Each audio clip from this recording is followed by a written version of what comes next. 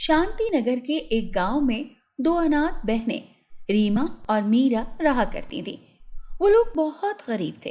रीमा, मैं आज तेरे लिए नई यूनिफॉर्म लेकर आ जाऊंगी, देख अच्छे से दिल लगाकर पढ़ना। मीरा खुश होते हुए, बहुत अच्छा दीदी, मेरे स्कूल का यूनिफॉर्म बहुत खराब हो गया था। मीरा की बड़ी बहन रीमा गांव में सब्जियां बेचा करती थी। मीरा देखने में काली पर अच्छे दिल की मालिक और पढ़ाई में बहुत अच्छी थी। स्कूल में सब लोग उसकी तारीफ करते थे। ये बात उसकी क्लास की एक लड़की जिसका नाम निर्मल था उसको अच्छी नहीं लगती थी। निर्मल के पिता शहर में एक बैंक में काम करते थे और निर्मल की हर ख्वाहिश पूरी करते थे। निर्मल, माँ मुझे सिंड्रेला वाली फ्रॉक लाकर दे दें। माँ, अरे बेटा, तुम्हें एक हफ्ते पहले ही तो 4 सूट दिलाकर दिए थे। निर्मल, वो सब पुराने हो गए हैं, मेरी सहेली की सालगिरह है, मैं तो सिंड्रेला वाली फ्रॉक ही पहनूंगी। निर्मल घमंडी और नकचढ़ी लड़की थी। वो सबका मजाक बनाती थी। इधर मीरा की बड़ी बहन रीमा बीमार रहने लगी और घर में दवाई और खाने का सामान खत्म हो जाता है। मीरा, दीदी घर में खाने का सामान खत्म हो गया है और दवाई के पैसे भी नहीं हैं। रीमा, छोटी, मेरी दवाई को छोड़, अपनी पढ़ाई पर ध्यान दे, मैं कल काम पर जाऊंगी मेरी बहन। मीरा, नहीं दीदी, काम पर कल से तुम्हारी जगह मैं चली जाऊंगी। तुम आराम करो और जल्दी से ठीक हो जाओ, फिर चली जाना। अरे पर तुम्हारे स्कूल का क्या होगा? मैं छुट्टी ले लूंगी थोड़े दिन के लिए दीदी। अगले दिन मीरा बाजार में सब्जियां बेचने जा रही होती है तो रास्ते में मीरा को उसके क्लास की दूसरी लड़कियां रास्ते में रोक लेती हैं। मुझे तो मीरा पर बड़ा ही तरस आता है। बेचारी को अपना 2 वक्त का खाना खाने के लिए भी कितना काम करना पड़ता है और एक हम हैं, हमारे पास जिंदगी की सारी चीजें आसानी से मिल जाती हैं। दूसरी लड़की हंसते हुए कहती है, मुझे भी इस बेचारी पर बड़ा ही तरस आता है। ये कितनी बदसूरत और काली सी है ना। अरे ये बेचारी इतनी काली है, बच्चे देखकर डर जाते हैं। मीरा रोते हुए वहां से चली जाती है और एक दरख्त के नीचे बैठकर रोने लगती है। इतने में वहां एक बूढ़ी औरत आ जाती है। बूढ़ी औरत कहती है, अरे क्या हुआ मीरा, क्यों रो रही हो? मैं गरीब और काली हूँ, इसमें मेरा क्या कसूर है? सब लड़कियां मेरा मजाक उड़ाती हैं। अरे बेटी घबराओ नहीं, सब ठीक हो जाएगा। कुछ ठीक नहीं होगा हमारी जिंदगी में, काली भी हूँ और माता पिता भी नहीं है। और फिर रोने लगती है। बूढ़ी औरत कहती है कि यहाँ से पहाड़ के पीछे वाले जंगल में एक अच्छी परी रहती है जिसका नाम सुंदस है। तुम उसके पास जाओ, वो तुम्हारी मदद जरूर करेगी। ये आपको कैसे मालूम? मैं एक जादू करनी थी, पर बुढ़ापे की वजह से मेरी ताकत खत्म हो गई है। तुम सुंदस परी के पास जाओ और उसको कहना सोनाक्षी जादूगरनी ने भेजा है।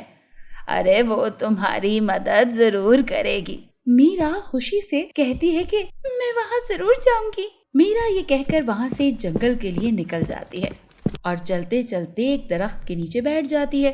कुछ आराम करके दोबारा अपना सफर शुरू कर देती है। दूसरी तरफ मीरा की बड़ी बहन रात होने पर भी मीरा के घर न आने पर बहुत परेशान हो जाती है। छोटी अभी तक नहीं आई, कहाँ रह गई होगी? मैं बाहर जाकर देखती हूँ। घर से बाहर मीरा को तलाश करने निकल पड़ती है। वहीं मीरा जंगल में परी की तलाश कर रही होती है और चलते चलते रात हो जाती है। मीरा चलते चलते थक जाती है और थक कर एक दरख्त के नीचे आराम करने लगती है। अभी मीरा की आंख लगती है कि इतने में वहां एक परी आ जाती है। तुम कौन हो और अकेली इस जंगल में क्या कर रही हो?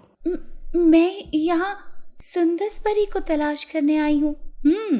मेरा ही नाम सुंदस परी है, कहो क्या काम है? मुझे यहाँ सोनाक्षी जादूगरनी ने भेजा है। फिर मीरा परी को अपनी सारी कहानी सुनाती है। परी कहती है, ओहो, बड़ा अफसोस हुआ तुम्हारी कहानी सुनकर, मगर अफसोस मैं तुम्हारे लिए कुछ कर नहीं सकती। ऐसा ना कहें, मैं बड़ी उम्मीद से आई हूँ। परी कहती है, मेरी जादुई छड़ी निर्मला जादूगरनी ने छीन ली है, जिस वजह से मेरी ताकत बहुत कम हो गई है। मीरा कहती है, मैं आपकी मदद करूंगी और आपकी छड़ी जादूगरनी से लेकर आऊंगी। परी कहती है, अच्छा, क्या तुम वाकई ये काम करोगी? अगर तुमने मेरा ये काम कर दिया तो मैं तुम्हें इनाम दूंगी। चलो मेरे साथ। और दोनों जादूगरनी के महल की तरफ चलने लगती हैं। फिर परी मीरा को जादूगरनी के महल के पास पहुंचाकर कहती है, ये मेरा महल था, जादूगरनी ने मुझसे छीन लिया। तुम अंदर जाओ और जादुई अंगूठी ले जाओ। इसको पहनते ही तुम गायब हो जाओगे और तुम्हें जादूगरनी नहीं देख सकेगी। इससे तुम्हारा काम आसान हो जाएगा। मीरा कहती है। मीरा जादूगरनी के महल में जाती है। जादूगरनी महल में गहरी नींद सो रही होती है। मीरा जादुई अंगूठी पहनकर जादूगरनी के नजदीक गई और जादूगरनी को जोरदार थप्पड़ मारा, जिससे जादूगरनी की आंख खुल गई।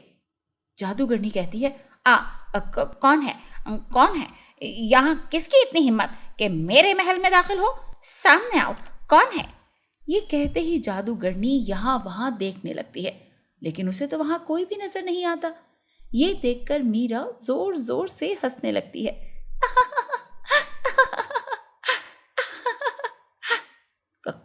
कौन है? सामने क्यों नहीं आता? इस दफा मीरा ने फिर जादूगरनी को थप्पड़ मारा। कौन है? सामने क्यों नहीं आता?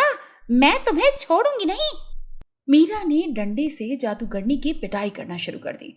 जादूगरनी दर्द से चिल्लाने लगी। कौन है यहाँ? मुझे मत मारो। कौन हो तुम? मुझे मत मारो, मुझे छोड़ दो, जाने दो मुझे, जो चाहिए ले लो, पर मुझे छोड़ दो। मीरा हंसने लगी। जादूगरनी रोते हुए, मुझे छोड़ दो, खुदा के लिए तुम्हें जो चाहिए ले लो, मैं तुम्हारी सारी जिंदगी गुलामी करूंगी, मुझे माफ कर दो, मुझे छोड़ दो।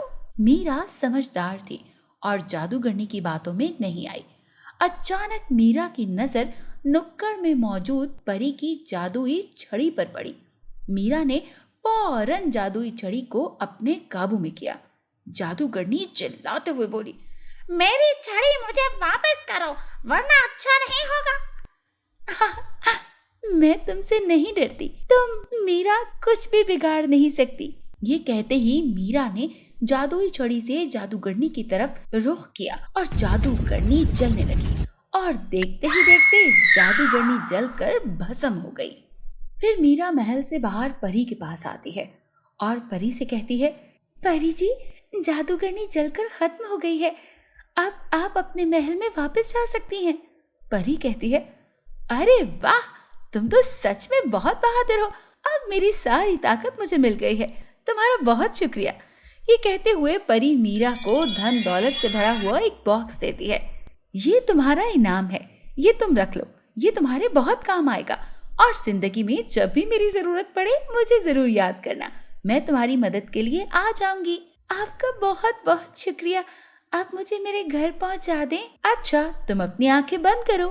फिर परी के कहने पर मीरा अपनी आंखें बंद कर देती है और फिर मीरा जैसे ही आंखें खोलती है तो वो देखती है कि जहाँ उसका टूटा हुआ घर था, अब वो आलीशान घर में बदल चुका है। फिर मीरा इस घर में चली जाती है और वहाँ मीरा की बहन रीमा आ जाती है। रीमा मीरा को खुशी से देखकर कहती है, क्या ये हमारा घर है? फिर मीरा उसको सारी बात बताती है और वो खुशी से वहां पर रहने लगते हैं।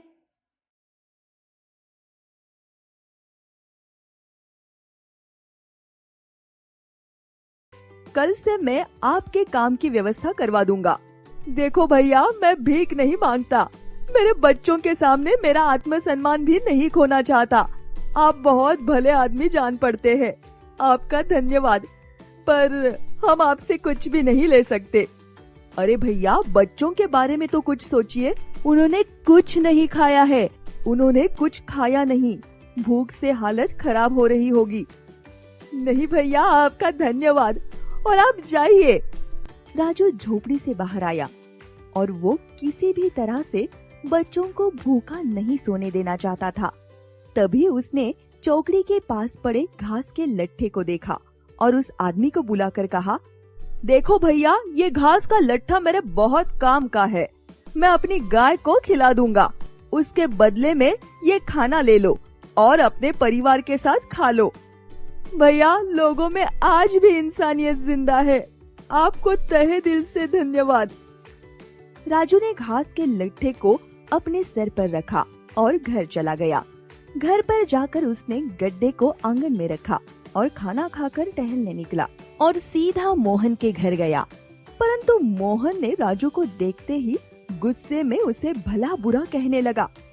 क्या मिला उस गरीब के घर जाकर और क्या मदद कर ली तुमने? पहले अपनी स्वयं की मदद तो कर। आज के बाद तुझे खाना भी नहीं मिलेगा अगर ऐसी हरकतें की तो। शीतल अपने कमरे में भूखी रोते हुए सो जाती है। यूं ही कुछ दिन गुजरते हैं। शीतल रोज सुबह घर का काम करके चूड़ियां बेचने जाती है और एक दिन शाम को जब शीतल अपने घर जा रही होती है तो रास्ते में उसे वही बूढ़ी औरत मिलती है। बूढ़ी औरत, बेटा मेरी मदद करो, खुदा तुम्हारा भला करेगा। शीतल, मैं आपकी आज मदद नहीं कर सकती क्योंकि पैसे कम देने पर मौसी मुझे मारती है और खाना भी नहीं देती। ये कहकर शीतल रोने लगती है। ये औरत परी का रूप धार लेती है। शीतल घबराते हुए, आप कौन है? मुझे जाने दो प्लीज।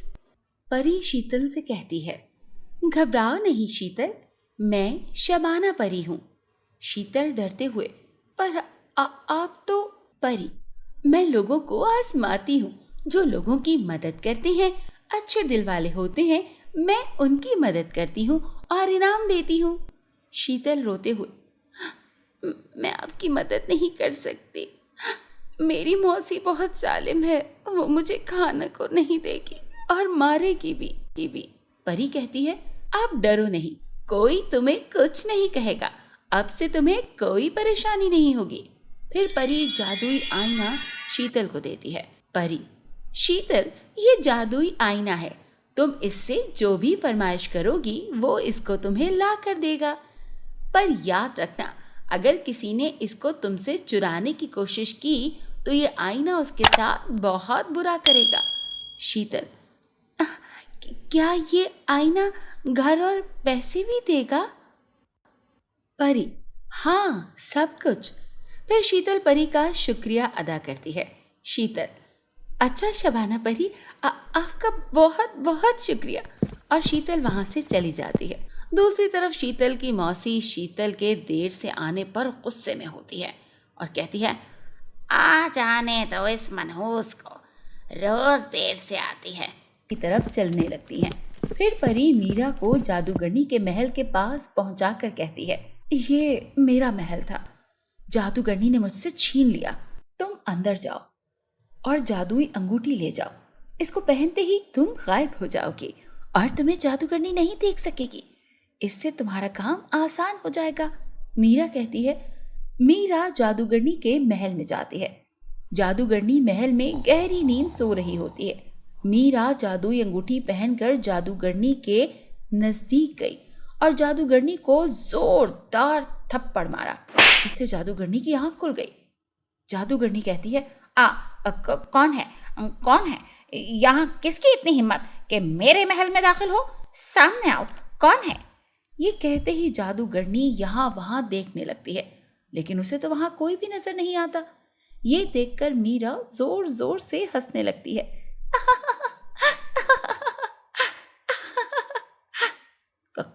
कौन है? सामने क्यों नहीं आता?